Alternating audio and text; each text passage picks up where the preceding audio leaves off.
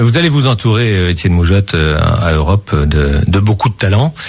C'était quand même une philharmonie, donc il y avait le mot harmonie, mais il voulait qu'il y ait aussi quelques couacs pour que ça soit vivant. Et il y avait beaucoup de personnalités très fortes à l'époque. Gildas, c'était Levaille, c'était Boissonnat, c'était Alain Duhamel, c'était Carrérou, c'était Villeneuve, c'était toute une série de gens incroyablement différents et qui effectivement avaient parfois tendance à jouer chacun sa partition.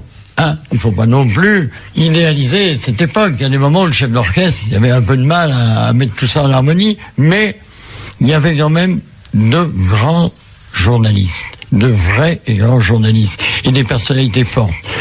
Alors, j'ai pas la prétention de tous les avoir réunis, mais dans ce qui va suivre, comme dirait Brialy, beaucoup de vos amis sont là. En direct avec vous de 7h30 jusqu'à 8h30 comme promis. Et là, comme vous, comme nous, le président Mitterrand va entendre Gérard Carrérou. Monsieur Mitterrand, il y a 3 semaines, vous avez dit il n'y a pas de politique de rechange. Mais pourtant, il y a des politiques de rechange. Il y a celle de Monsieur Chirac, il y a celle de Monsieur Barre, et puis il y en a peut-être d'autres à gauche. Oui, j'aurais peut-être dû distinguer quand j'ai prononcé cette phrase. Il y a en effet des politiques différentes selon que l'on soit...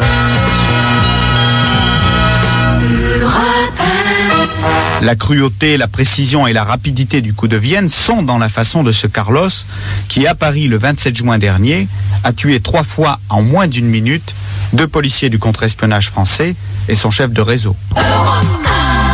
Pour le premier reportage, donc, en direct sur l'arrivée d'Éric Tabarly, puisque vous savez que le navigateur breton a causé une énorme surprise en arrivant il y a quelques 10 minutes, un quart d'heure maintenant, en rade de Newport. C'est donc Tabarly le vainqueur. Alors, premier reportage, donc, en direct sur cette arrivée. J'appelle l'envoyé spécial d'Europe 1 à Newport, François Ponchelet. François. Eh bien, effectivement, Jean-Claude Dacier, c'est la surprise, la fantastique. Il va y avoir du tangage, il faudra s'accrocher au bassin-gage, m'avait dit un proche de M. Chirac à propos de la visite du Premier ministre en Martinique. Jacques Chirac a foulé le sol martiniquais et pour autant la terre n'a pas tremblé.